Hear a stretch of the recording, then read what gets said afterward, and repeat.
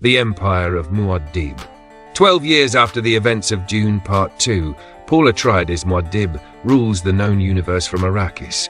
His Fremen-led jihad has slaughtered billions, and his divine image has become gospel. Despite his power, Paul is tormented by visions of inevitable collapse. Cracks in the throne.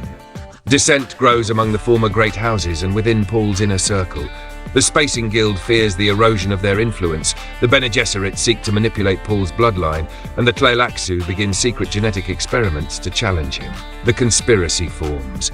An alliance of enemies, including the Bene Gesserit, Tleilaxu, and Princess Irulan, form a plot to dethrone Paul by discrediting his prescience. They plan to use a Gola, a cloned resurrected being of Duncan, Idaho, as a pawn in their scheme.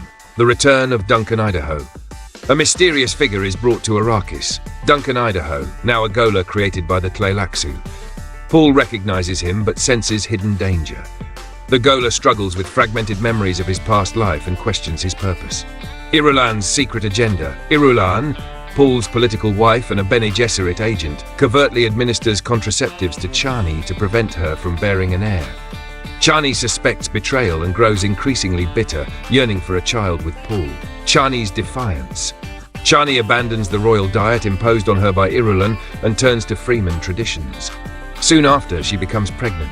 Paul is both elated and terrified. His visions suggest the child's birth may trigger catastrophic consequences. Visions of the Golden Path. Paul's prescient abilities intensify. He glimpses multiple futures, some where the Empire falls into chaos, others where humanity becomes stagnant under his godhood. The elusive Golden Path, a painful but necessary future, haunts him. The trial of Duncan. Duncan is tested by Fremen rituals and Bene Gesserit manipulation. As memories of his past life resurface, he begins to resist his creator's programming. A growing loyalty to Paul complicates the conspirators' plans. The assassin's attack. A face dancer disguised as a trusted advisor attempts to assassinate Paul. Though he survives, he is blinded in the attack. However, using prescience, Paul continues to see, further enhancing his mystique among followers. The birth of twins. Chani dies during childbirth, leaving Paul shattered. She gives birth to twins, Leto the Sixth and Ganima, both exhibiting signs of ancestral memory. Paul retreats into solitude, holding the infants as symbols of his final hope. The Messiah's crisis. Grieving Chani and burdened by the deaths caused in his name, Paul walks into the Arrakeen Desert, a Fremen death ritual for the blind. He relinquishes his throne, leaving a vacuum that threatens to destabilize the Empire. Alia ascends. Paul's sister Alia becomes regent for the twins. However, her addiction to spice and internal struggle with ancestral voices begin to unravel her sanity. She becomes increasingly authoritarian, earning the title Abomination in Whispers. Leto and Ganima's awakening. The twins grow quickly in both body and mind, absorbing ancestral memories. Leto begins to understand the necessity of the Golden Path, a vision of humanity's long-term survival through transformation, pain, and control. The return of the Prophet. Rumors spread of a blind wanderer performing miracles in the desert. Pilgrims believe Muad'Dib has returned. The Fremen prepare for a second coming, while others see it as a dangerous resurgence of fanaticism. The shadow of Baron Harkonnen.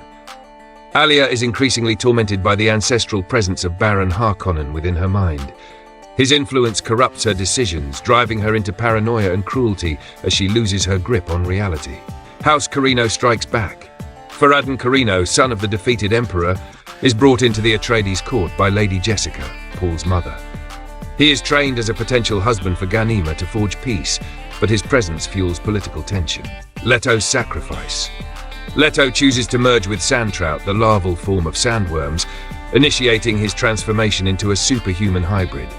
This act solidifies his place on the Golden Path and gives him near-invincible strength and longevity.